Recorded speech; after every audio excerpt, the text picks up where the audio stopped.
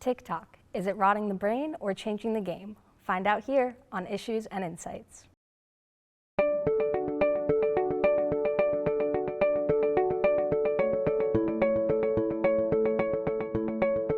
Hello and welcome back to another episode of Issues and Insights. I'm your host, Izzy Zielinski, and here I have with me Gina Shaw-Genesi and Marissa Alvarez. Could you guys tell me a little bit about yourselves, like your major, your age, and like that? I'm Gina. I'm a real estate major. I'm 20 years old, and I am a junior. I'm Marissa. I'm also 20 years old. I'm a health studies major. Perfect. Now you're both here today because you both like TikTok, you both have TikToks. Can you tell me what made you guys download TikTok in the first place? I downloaded TikTok because I have younger sisters, and I downloaded it just to watch what they're posting. I don't really remember why I downloaded it. I downloaded it like 3 years ago, so I think I just saw it like other people posting about it and just gave it a try. Yeah, see, I've also been a user for a long time too, and that said, I know how addicting that the app could be. Would you say that you have an addiction to TikTok, or do you think you have your time management rather under control? I feel like I wouldn't necessarily call it an addiction, but I definitely don't have my time management under control with TikTok. Like if I start watching, I could end up watching for like hours. So. Yeah, I would call it an addiction. Okay. Why Because so? like it's like you'll like just go on it and you'll be like 5 minutes, and then it's like 2 hours later, and you're supposed to be doing homework, and it's like you just have like no concept of time. Yeah, there is a bad rabbit hole that you could fall down, but that said, how do you feel about yourself once you plan on just going on for a few minutes, then you catch yourself like 2 hours later and you just fallen down that hole? I mean, it obviously doesn't feel great. It always happens when you're doing homework that like you pick up your phone to watch like one TikTok and then you end up watching for a while and then you feel like you got nothing done, but. Yeah. Yeah, I feel the same. I mean, sometimes like I'll be on aux and forget I'm on aux and just like open TikTok and TikToks will start playing and I'm like, oh. But so also that said, do you ever regret downloading the app because obviously it brings these unhappy feelings, or do you ever contemplate times where you're like, I want to delete it and don't want this on my phone anymore? I mean, yeah, I've thought about like deleting it just because I use it a lot, but then again, I don't want to delete it because I like it, so. Yeah, I've thought many times about deleting it, but every time I do, I end up re-downloading it. I'm not sure why, but it always happens. Yeah, I feel like it's good to have so that you're like in the loop then and in on like these like inside jokes that TikTok has and stuff. But does the app ever make you feel secluded when you're on it and antisocial, or do you feel more like you have like a sense of community and comfort knowing that there's like other users? I do feel a little bit more of a sense of community just because a lot of the things on your For You page are just like dedicated to you. So a lot of times you'll see people with like the same problems or the same major, or the same school. So that like is helpful to see. I would say a little bit of both, just because like, yeah, they kind of cater your For You page towards you. So like you're always getting stuff that you can almost kind of relate to. But at the same time, it's like you see other people doing so many things. And sometimes I'm like, wow. So actually, that being said, how do you feel that TikTok has had an impact on your mental health in any way, whether it be like positive or negative? I think, yeah. I think definitely it can have like its negative effects on like mental health, like seeing people like getting to travel the world as a daily job and not having like the same stresses about like homework and stuff as I do. So like that definitely takes a toll on your mental health. Yeah, it's definitely inevitable not to compare yourself to the other people on the app. Yeah, I feel like with all the big names too, like Charlie, Addison, it's hard not to. Yeah. But there's also unhealthy expectations set with these people. So do you think that kids should have restrictions when on the app, or do you think that it's just free content and everyone should be able to process it how they want? I definitely think there should be restrictions. Like I said before, I have a younger sister, and like it makes me nervous, like having her on the same app. Like there are things that I see, I'm like, oh, I don't want that like popping up on my sister's For You page. So. Yeah, Yeah, it's kind of sad though, because it was originally for kids, and everyone else just kind of like took over. So it's like it was supposed to be an app for kids, but like now it's just like the complete opposite, and it's not good. And do you yourself use the app for like dancing, recipes, workouts, or is it just like pure entertainment?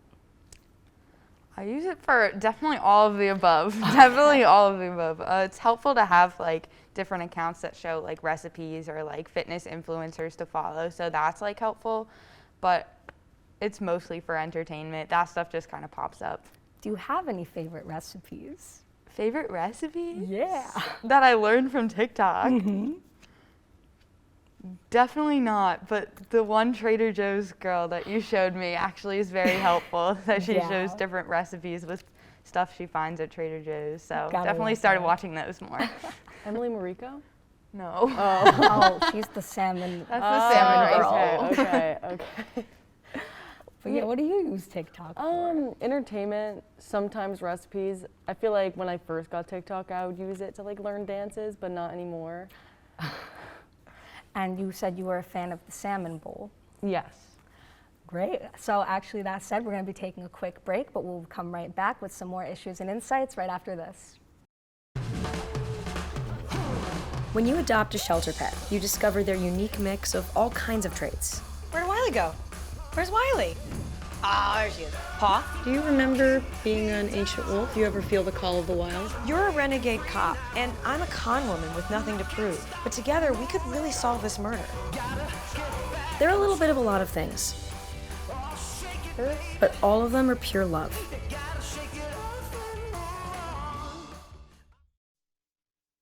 And we're back with issues and insights. So we left off talking about favorite recipes. So you said that you enjoy the salmon bowl. Yeah, I've had it like probably like 3 times since like that TikTok once went viral, and I'm sure like so many other people have too. So like you can already like see how much of an influence TikTok has had on like people's everyday life. And was it harder following a recipe through TikTok, or do you feel like it made it easier because you're able to like view it? Easier, but at the same time, like they don't have like every cooking instruction. Sometimes it's just like videos, and it's like you don't really. Yeah, there's been a lot of times like looking at recipes, like they'll just like quickly breeze over the ingredient, and like they won't list what ingredients are actually being used. So a lot of times if I have like attempted to try recipes, I either have to like make it up myself a little bit, or like just figure it out as I go. Yeah, well, you also said that you use it for exercise. Do you ever Yeah. feel like it's more complicated following along because they're breezing through, or do you feel like it's different than recipes and you're getting a better grasp of it? I really like the exercise videos that like influencers post. I find it like easier to like understand the movement, and a lot of times like TikTok fitness influencers, they like really break down the movements and like the form, and I really like that. But I do think that it also comes with like kind of a comparison, like the comparison we were talking about before. You're seeing all these fitness influencers, and it's a lot easier to compare yourself to them. Yeah, because TikTok has its ups and then it definitely has its downs. But would you overall consider TikTok a toxic place, or is it kind of more depending on like the mindset, the people you're watching? I think TikTok, if it's toxic or not, it really just depends on the mindset. It depends on how you take in the videos. If you're taking in the videos and always comparing yourself to people and always like saying, oh, I should be this, then it's obviously going to be more of a toxic place. But if you're really just using it to watch people dance and learn recipes and learn new things, then I don't think it's toxic. Yeah, I agree with you, but I lean a little bit more towards like the toxic side, because people on TikTok are so like cruel and like mean to each other, and it's just crazy like how much like hate you see being like spread around TikTok. Yeah, so we also see a lot of big influencers bullying and getting bullied. How do you feel about these like everyday people our age just having such a massive platform?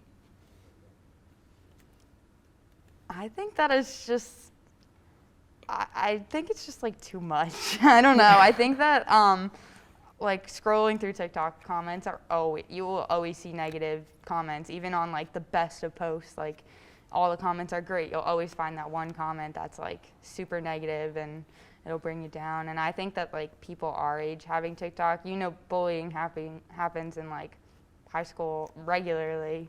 So like now these people are being having a big camera, having more of an influence. So I think that they just need to be careful of what they post, what they say. Yeah, I feel like some of the people who are TikTok famous are like a little irresponsible, I guess, and like can't handle it because like you see like TikTok drama and it's like kind of like really funny to look at because it's like these like influencers are like 16 with like millions of followers and they're like arguing over like videos and like just their drama with like their friend group is like all spread to like millions of people. Yeah, that said, do you think TikTok has like too massive of a grasp of an influence on the generation, or do you think it's just kind of like entertainment, like basically like how the Kardashians are? Is it harmless or is it like actually harmful? I think it can be harmful for sure, definitely. I think that it's a huge platform, so even with like I see a lot of like the cheating videos, like when someone's boyfriend cheats on them, they'll make it public and then that like, it's everywhere. It's everywhere. Everyone posts everything about their lives and makes every little aspect like a huge thing for the whole world to see, and I think that that's very harmful. Yeah, like the couch guy. Oh yeah, like Yeah, couch guy. I think it's harmful, but that doesn't mean I'm gonna stop using it. So Yeah. or like I feel like everyone feels the same. Like they know that it comes with like certain like negatives, but like I don't think I know one person who has deleted TikTok after having it for a long period of time and never re-downloaded it. So it's an addiction almost. I feel like that is where agree. the addiction part comes in, because even when you go on a hiatus, it's just the fact that you're like not involved and so secluded is what makes it really, really bad.